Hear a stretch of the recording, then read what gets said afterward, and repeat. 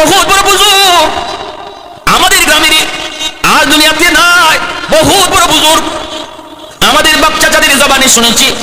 আল্লাহর ওলি, নাম হলো রঙ্গিলাত নাসাব, মানুষজন ওনাকে এই নামে ডাকতো। এত বড় বুজুর্গ, মসজিদের ভিতরে টাইম কাটায় দিতেন বেশিরভাগ সময়। আমার ভাইরা বন্ধুরা, এত বড় মুস্তাজাবুদ দাওয়া ছিলেন। যখনই যে তার কাছে নিয়ে যাইতো, যে যা চাইতো ইনি দোয়া করেন, এই দোয়া কবুল করে দিত। এত বড় মুস্তাজাবুদ দাওয়া। ঘরের পাশের ঘরে আগুন লাগলো, মানুষের আয়েশা বলতেছে, উস্তাদজি আপনার পাশের ঘরে আগুন লাগছে, তাড়াতাড়ি করে আপনি আপনার ঘরের মাল সামানাগুলি বের করেন, নতুবা আপনার ঘরে আগুন লেগে যাবে। আল্লাহর ওলি তখন মসজিদে বসেই বলেন, আগুনের মালিক যদি চায় তাহলে জ্বলবে, যদি মালিক না চায় তাহলে জ্বলবে না। সুবহানাল্লাহ না? সমস্ত মানুষেরা কয় আমরা শুধু তাকায় তাকায় দেখলাম, পাশের ঘর আগুনে জ্বলা ছাই হয়ে গেল। হুজুরের ঘরের মধ্যে আগুন টাচ করলো, কারণ লাগা লাগা ঘর, এই ঘরের মধ্যে আগুন টাচ করে টিনের চালগুলি পুরানোর কথা, কিন্তু আগুন টিনের চালের নিচ দিয়া ঢুকে, একদিক দিয়ে ঢুকে অন্য দিক দিয়ে আগুন বের হয়ে যায়। মানুষজন তাকায় তাকায় শুধু দেখলো আগুন হুজুরের ঘরে ঢুকলো ঠিক, কিন্তু কিছুই জ্বালাইলো না, বরং ওই দিক দিয়ে আবার বের হয়ে গেল। আরো জোরে বলেন সুবহানাল্লাহ। একটা ঘটনা আমি আপনাদেরকে বলি শুনেন। যেই সিনার ভিতরে আল্লাহর কালাম, এই সিনার এত দাম, এত দাম, জাহান্নামের আগুন পর্যন্ত এই সিনাকে জ্বালাইতে পারে না। যেরকম সুবহানাল্লাহ। দিল্লি শাহী মসজিদ থেকে মুসলমানরা জুম্মার নামাজ পড়ে মাত্র বের হয়েছেন। একজন খ্রিস্টান পণ্ডিত মুসলমানদেরকে লক্ষ্য করে বলতেছে, ও মুসলমানেরা, তোমরা বলো কোরআন সত্য, আমরা বলি ইনজিল কিতাব সত্য, বিতর্কের প্রয়োজন নাই, ঝগড়ার প্রয়োজন নাই, চলো একটা চ্যালেঞ্জ করে নেই, আগুন জ্বালাবো, আগুনের ভিতরে আমি আমার হাতের ইনজিল আগুনের ভিতরে ফেলাবো, তোমরা তোমাদের কোরআন আগুনের ভিতরে ফেলাইবা। এরপরে আমরা দেখব কোন কিতাবকে আগুন জ্বালায়, কোন কিতাবকে আগুন জ্বালাইতে পারে না। যেই কিতাবকে আগুন জ্বালাবে না, আমরা বুঝবো এই কিতাব সত্য, এই ধর্ম সত্য, বিতর্কের প্রয়োজন নাই, ঝগড়াঝাটির প্রয়োজন নাই, তামাম দুনিয়া জুড়ে এক ধর্ম চলবে, এক কিতাব চলবে। আসো আমরা একটা চ্যালেঞ্জ করে নেই, একটা পরীক্ষা করে নেই, আল্লাহর কোরআন আর আমাদের হাতের ইনজিল একসাথে আগুনের ভিতরে ফেলাবো।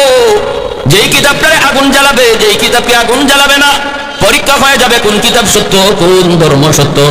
মুসলমানরা তখন ডাক দিয়া বলতেছে, ও খ্রিস্টান পণ্ডিত, আমরা কোরআনের মহত্ব বড়ত্ব এত বুঝি না, কোরআনের মহত্ব এত জানিও না, যদি তোমাকে চ্যালেঞ্জ করতেই হয় তাহলে আমাদের বড় হুজুরের কাছে চলো, মুফতি সাহেবের কাছে চলো, যারা কোরআন নিয়ে গবেষণা করে, জীবনের শুরু যাদের কোরআন নিয়ে, জীবনের শেষটা যাদের কোরআনের উপর, জীবনের শুরু হলো কোরআনের সবক, শেষ হলো কোরআনের খেদমত, এমন মানুষের কাছে চলো। আমরা আল্লাহর কালামের মহত্ব বড়ত্ব এত বুঝি না, আমরা তোমার সাথে চ্যালেঞ্জ করতেও রাজি না, চলো বড় হুজুরের কাছে যাই। মুসলমানরা ওই খ্রিস্টান পণ্ডিতকে ধরে এনে বড় হুজুরের কাছে হাজির করলো।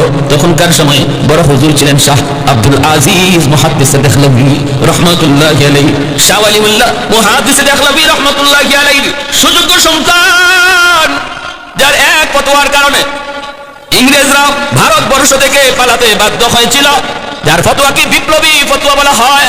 ফতোয়ার কারণেই ভারতবর্ষ স্বাধীন হয়। আল্লাহর ওলি তিনি বলেছিলেন, ভারত দারুল হরব হয়ে গেছে, ইংরেজদের বিরুদ্ধে জিহাদ করা ফরজে আইন, ইংরেজদের বিরুদ্ধে জিহাদ করা ফরজে আইন। ওনার ওই ফতোয়া মুসলমানের ঘরে ঘরে পৌঁছে গেল, হিন্দুদের ঘরে ঘরেও পৌঁছে গেল, হিন্দু মুসলমান এক হয়ে গেল। ইংরেজদেরকে ভারতবর্ষ থেকে বিতাড়িত করার জন্য সবাই এক প্ল্যাটফর্মে জমা হয়ে গেল। আল্লাহর ওলি শাহ আব্দুল আজিজ মুহাদ্দিস দেহলভী রহমাতুল্লাহি আলাইহি ফতোয়ার কারণে। এজন্য মনে রাখবা, ভারতবর্ষ স্বাধীন হয়েছে মৌলবীদের ফতোয়ার কারণে, ঠিক না? যদি মৌলবীদের ফতোয়া সেদিন না থাকতো, তাহলে ইংরেজদের বিরুদ্ধে স্বাধীনতা যুদ্ধে কেউ ঝাঁপিয়ে পড়তো না। স্বাধীনতা যুদ্ধে ঝাঁপিয়ে পড়েছিল শাহ আব্দুল আজিজ মুহাদ্দিস দেহলভী রহমাতুল্লাহি আলাইহি ফতোয়ার কারণে।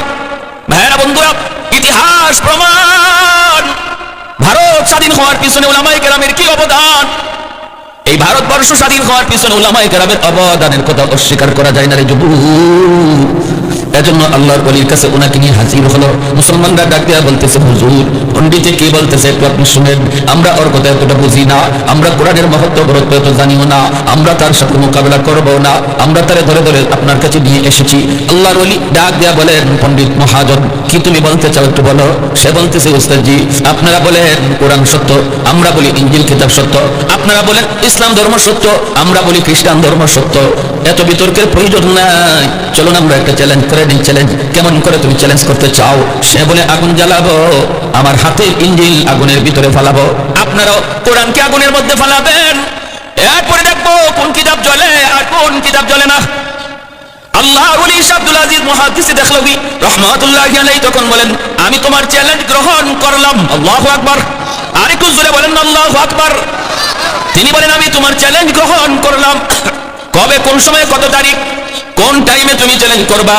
তোমার হাতের ইনজিল তুমি আগুনে ফেলাবা, আর আমিও কোরআন নিয়ে হাজির হব। এরপরে দেখবো কোন কিতাব জ্বলে কোন কিতাব জ্বলে না। রে প্রমাণ হবে কোন কিতাব সত্য। দিন তারিখ ধার্য হয়ে গেল, দিন তারিখ। সাধারণ মানুষ তো অবাক হয়ে গেছে, হুজুরে কই কি কোরআন শরীফ বুঝি হুজুরে আগুন দিয়ে জ্বালায় দিবে? এই কোরআন আগুনে জ্বালায় দেওয়া, এটা তো কোনো মুসলমান কোনোদিন সাহস করবে না, ঠিক না?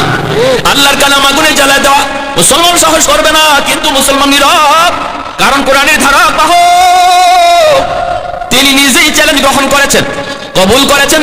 নির্ধারিত টাইমে আল্লাহর ওলি বলেন, হাজারো মানুষকে মাইকিং করে জানায় দাও, এত তারিখ সকাল 10টা বাজে অমুক মাঠে চ্যালেঞ্জ হবে, কোরআন সত্য নাকি ইনজিল সত্য, এর চ্যালেঞ্জ হবে।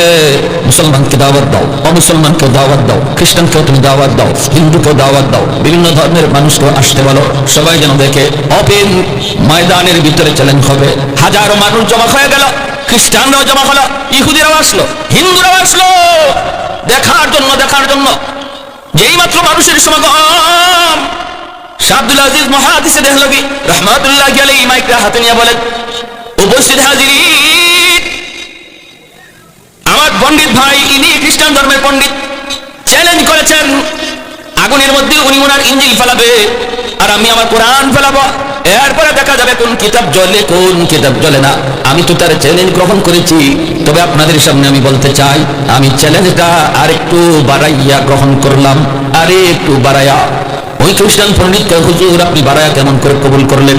তিনি বলেন, তুমি তোমার ইনজিল বুকে লইয়া আগুনে ঝাঁপ দিবা, আমি আমার কোরআন বুকে লইয়া নিজেই আগুনে ঝাঁপ দেব। আল্লাহু আকবার। मैं तालिबे मौला हूँ मेरे यश्क निराला,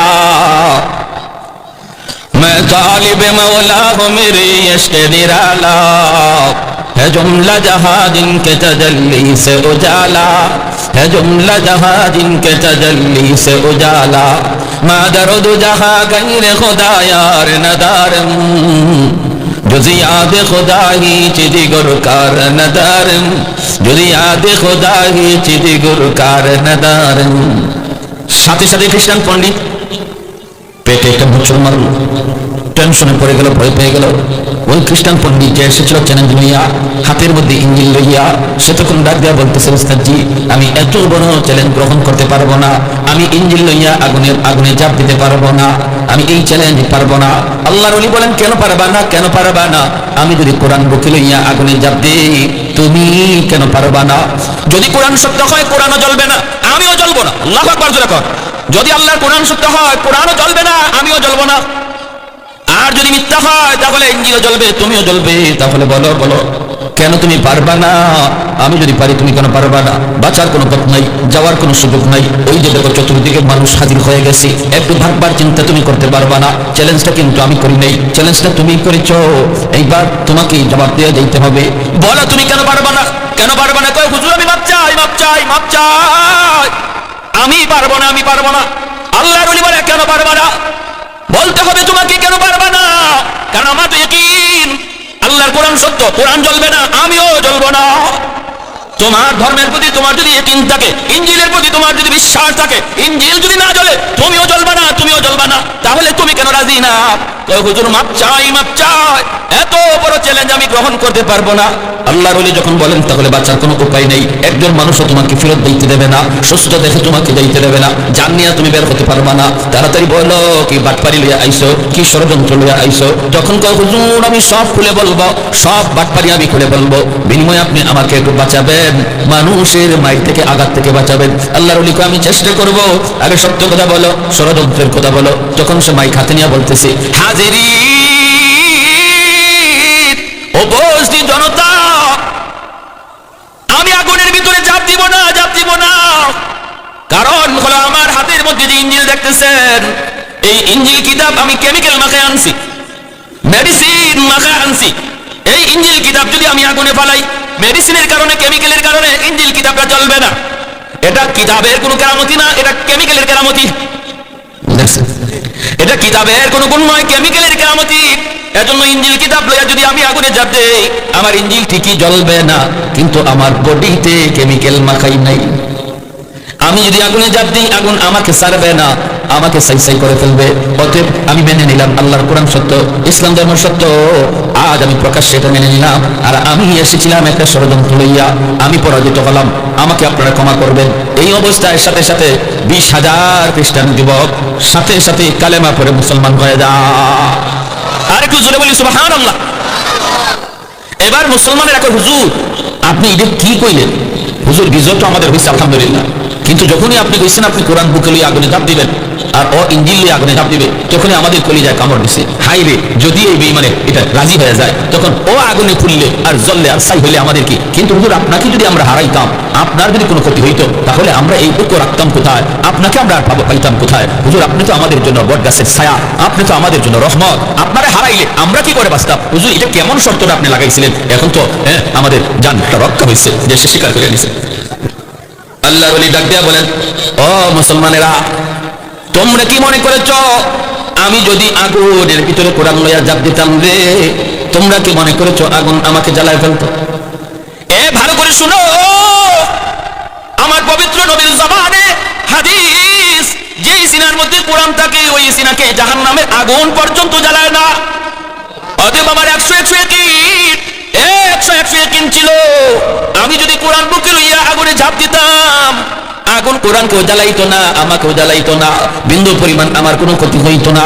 তোমরা মনে করতেছো আগুন আমাকে জ্বালায় ফেলতো, আগুনের কোনো নিজস্ব ক্ষমতা নাই জ্বালানোর, আগুনের মালিকের ইশারায় আগুন চলে, মালিক যখন ইশারা দেয় তখন আগুন জ্বালায়, মালিক যখন ইশারা দেয় না আগুন জ্বালাইতে পারে না। নিজস্ব ক্ষমতা যদি আগুনের থাকতো, তাহলে তো আগুন ইব্রাহিম খলিলুল্লাহকে আগুন জ্বালাইতো।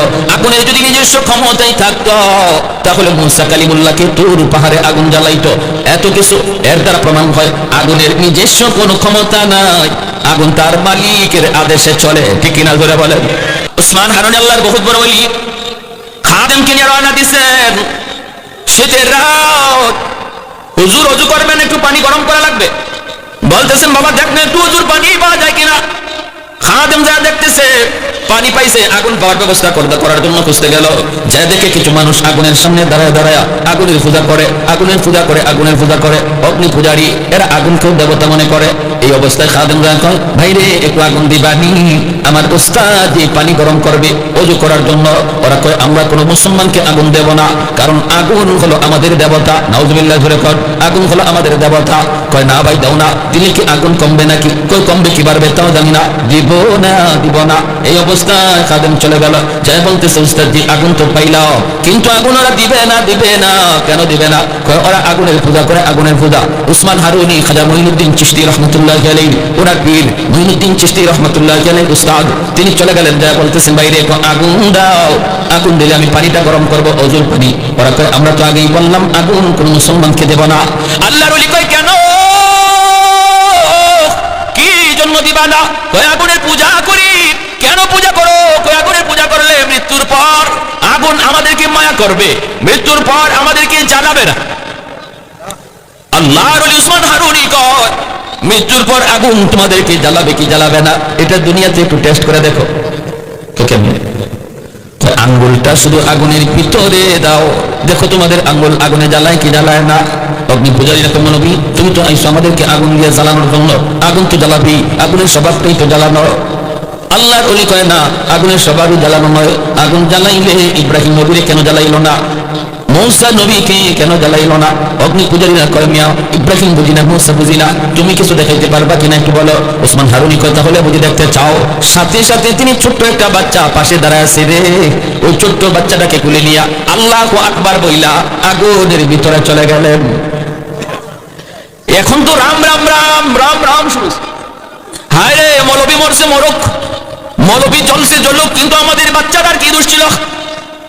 হঠাৎ করে অগ্নি পূজারীরা তাকায় দেখে না না, যেই মানুষটা আগুনের ভিতরে আল্লাহু আকবার বইলা ঢুকলো, আগুন তার পাশ দিয়ে উঠতেছে, বাচ্চাটার গায়ে লাগে না, তার গায়ে আগুন টাচ করে না, অথচ তারা আগুনের মাঝখানে। একজন এই বাচ্চাটারে তিনি কোলে নিয়ে আদর করেন, চুমু খান, আগুনের ভিতরে তিনি হাসতেছেন, বাচ্চাটা হাসাহাসি করতেছে, আগুন তাদের মধ্যে উড়াউড়ি করতেছে, গায়ে লাগে না। এক পর্যায়ে তিনি আগুনের ভিতরে অনেকক্ষণ তাইকা আবারও আল্লাহু আকবার বইলা বের হয়ে আসলেন। এখন তো অগ্নি পূজারীরা কয় হাই হাই, এতদিন যাবত আমরা কার পূজা করি, কাকে আমরা ভগবান বলি? আগুন তো বড় ভগবান নয়, বরং যাকে আগুন জ্বালাইল না সে হলো বড় ভগবান। এখন উসমান হারুনিরে ভগবান শুরু করছে, আর কই ওনার পায়ে ধরে সেজদা দিতে যায়, উনি লাঠি হাতে নিয়ে হারামির দল। তোমরা তো যা যেটা অসম্ভব দেখো, আশ্চর্য কিছু দেখো, এটারই খুদার ভগবান কইতে দেরি হয় না। নবী বাইতুল্লাহ 360টা মূর্তি পাইলেন, এই মূর্তি, এই ভগবান, এই দেবতা বাড়তে বাড়তে 33 কোটি। কত কোটি?